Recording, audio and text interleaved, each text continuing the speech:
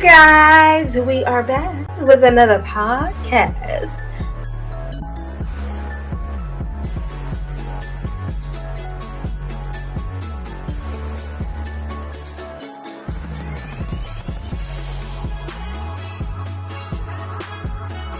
Hello. So, this is what I wanted to tell you. I have this most wonderful woman, okay? I mean, super smart, like super duper smart, but caring. Miss Andrea, she's gonna help us with some stuff, and she's gonna tell us what she does, the name of her business, how long she's been in business, and what we can expect from her. I'm sorry. So my Mayan tribe, please welcome Miss Andrea.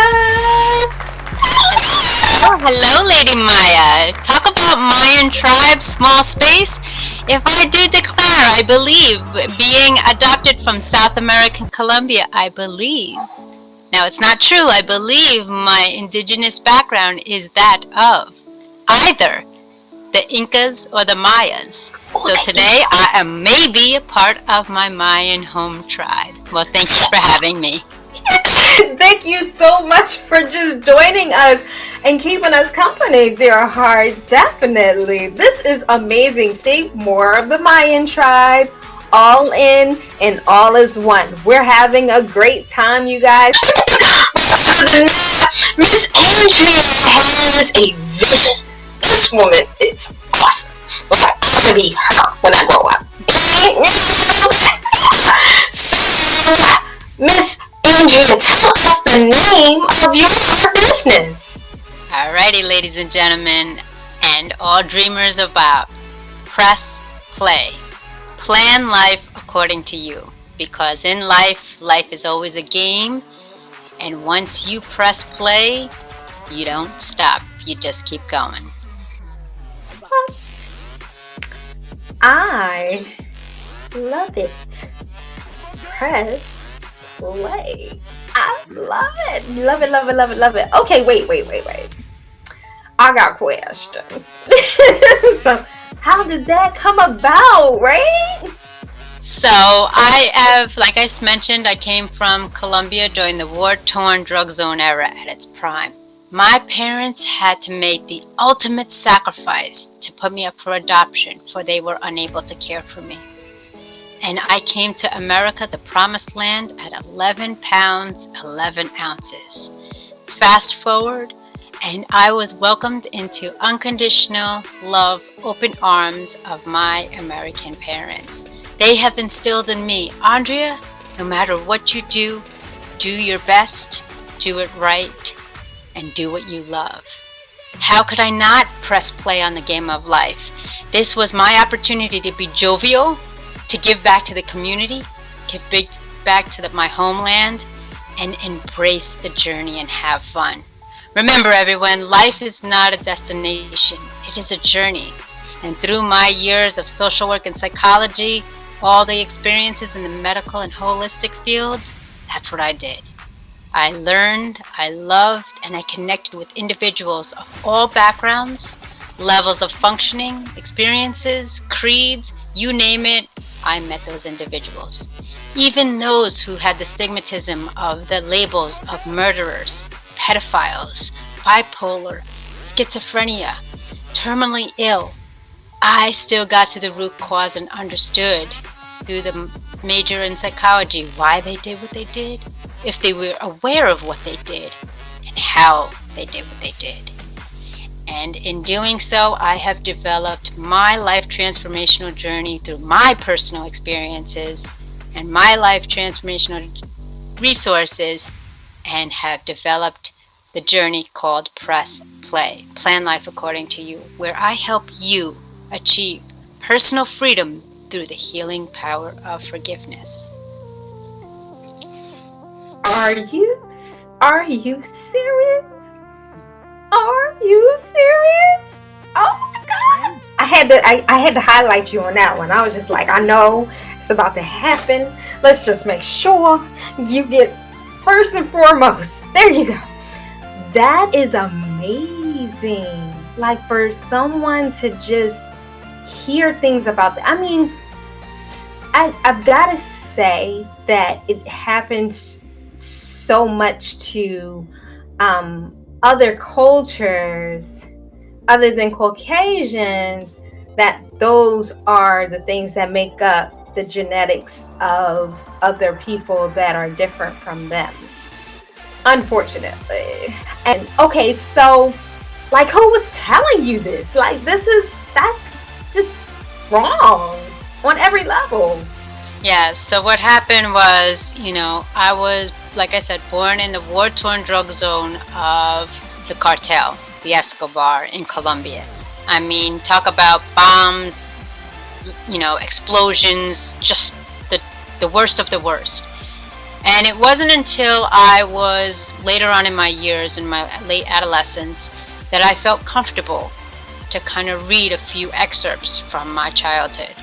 And my parents are that of Caucasian descent, Italian and Irish, representing Bronx and Brooklyn. So we got, street family. But they were humble, and they said that I was their gift. And they had blessed me at the age of 7 by telling me that I was adopted when I was able to understand and fully have a book to read with them every night, a children's book, Why Was I Adopted? And I was just so appreciative of that. And in any way, shape, or form, they were willing to help me find my parents. And in the excerpts that I mentioned before at my late adolescent age. So, the story about you your parents allowing you to even find your biological parents, that is huge. I'm pretty sure they felt some type of way, but at the same time, they understood that you needed to, find your roots and different things like that, so you can find out who you were, as opposed to what people tell you are. Yes, my parents didn't have a bad bone in their body. They were all about intention, all about unconditional love. And every time I would, growing up, say, thank you for adopting me, they said, thank you for your gift of life. So they're just amazing individuals that I am blessed and honored to call my parents. Absolutely. That had to be such an amazing journey. And just what was the process? Like, when you met your parents, what did they say to you? Again, I was 11 months old. Right. I was barely a year.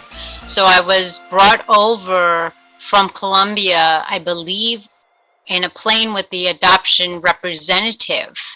And when I got to the airport, my parents, according to photos and their stories, they had taken the adopted children off the plane with their, representative, and they had kind of, handed over me to my parents. And it was, they have a picture of me in a little yellow onesie, and when I got home to change for bed, they were just awed with the amount of layers of clothing to keep me warm because I was so small. They said my stomach was distended and I was only 11 pounds old. So, yeah, it was an amazing experience. That is amazing. Girl, me and you gonna have to definitely talk about that story, because I need to hear everything. Rooted to the tutors. I need it all. That's amazing. You know what? That makes your life so rich, though. Just to have that love and to be loved. And, there's so many kids out here, even in the States, it's interesting, very interesting. And, just talking to them all grown up, they say the stories are just are you serious? Why? What can you do? So, you being in social work, correct? You was in social work. Are you finding that you are kind of on that, I guess, on that sensitivity to see that they may be needing help, or can't really get the help that they really need? Absolutely. Like I have completed my social work industry, so I'm no longer in the social work field. But over those 2 decades, I saw everything from homeless children, homeless individuals to, abandoned children. I've seen it all. And to kind of see that could have been me, and mere fact, with my pre-existing health conditions prior to coming to America, I there was a slim chance of survival. I look at those, when you were younger, I mean, I'm unplugged completely from radio, media, all that stuff, because I now, pressing play on my life, I invest what I want to watch, what is healthy for me, what is educational, informational, how I can benefit my knowledge and experiences towards others. However, prior to that, I was exposed to TV just like anybody.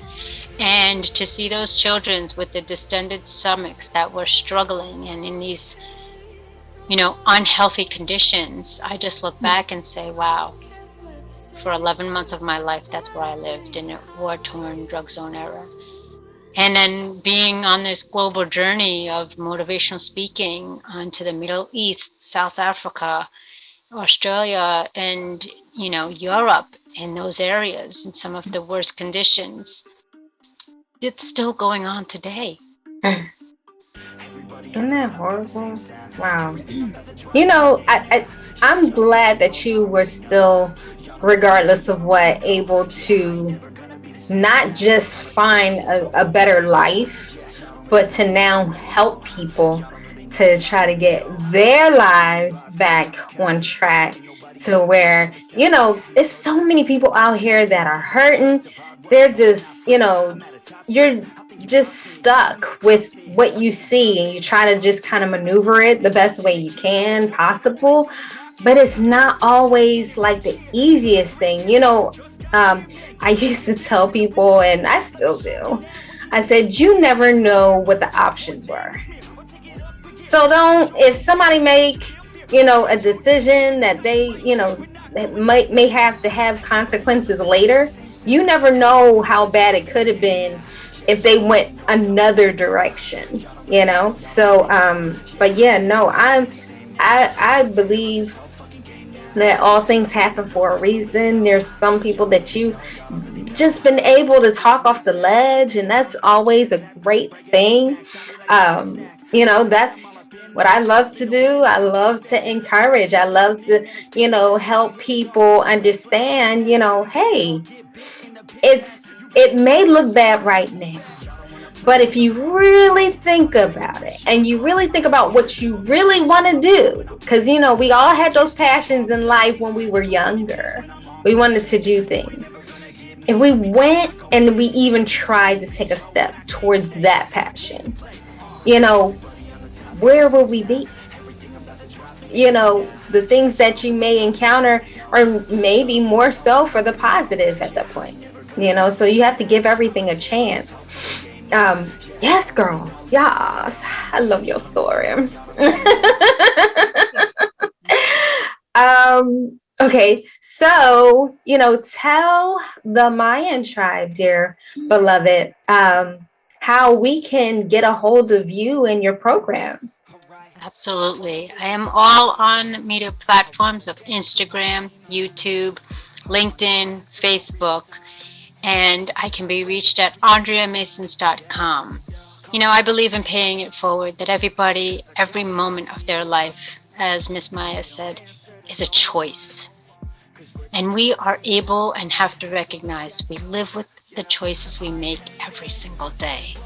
And if we misstep, it's another step of failure that will plunge us forward. And the lessons that we've learned and the losses we've experienced are poured into the foundation of who we are today. And I love learning about people. I don't dictate, I don't lecture. I listen, I love, and I learn. For your story and message can be the gift to another at another time, whether it be your previous past self of one in the shadows. You can be that light. And my light and gift to the Mayan tribe and Miss Myya is a session with me in helping you spread and learn how to find your message, find your why, and how to have powerful impact and influence on others. And for those of you today listening or on the playback, type in Myya Angel, for I believe we are all angels on earth with a message, a story, and a vision. Wow, I need to. I'm gonna use that because I need that for a commercial. I'm just like, was like, oh my god, I could use that.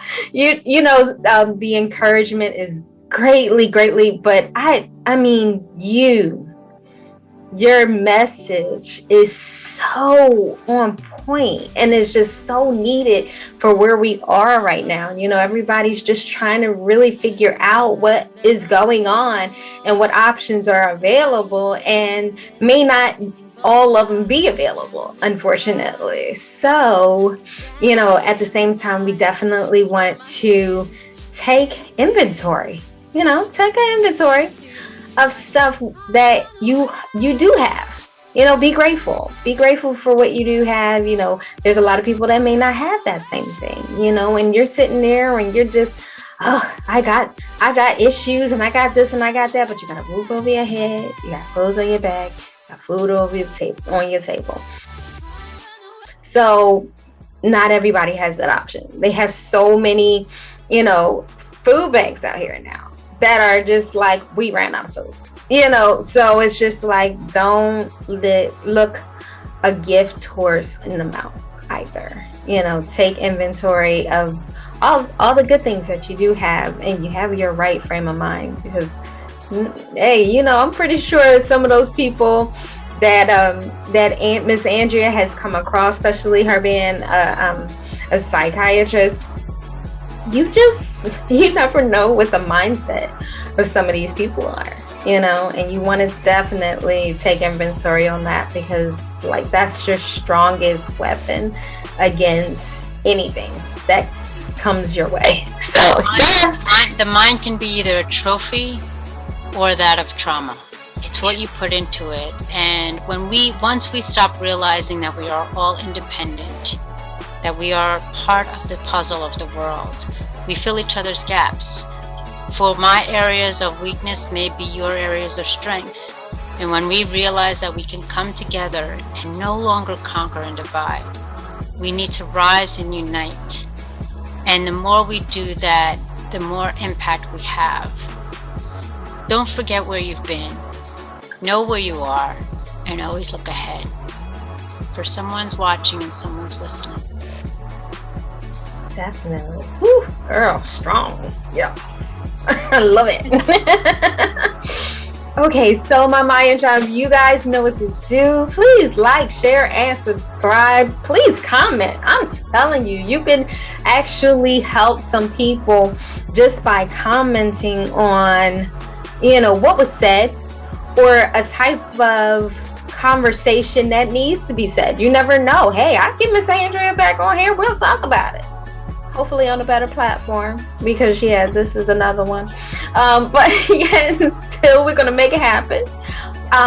Thank you so much for just joining us, and I appreciate you guys. Thank you so much, Miss Andrea. You are an angel. You're the angel. Yes, you're the angel. Yes. And she's saying Myya Angel because that is the name on Facebook. But you guys know me better as LadyMyya. But I'm telling you, like, she's amazing. You might want to hit her up on Facebook. Her name is Andrea Mason. She's an amazing individual.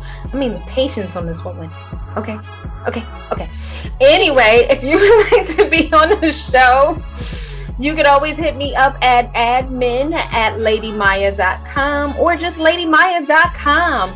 You guys, if you have any questions, anything, you can always text me. It's 214-529-0980.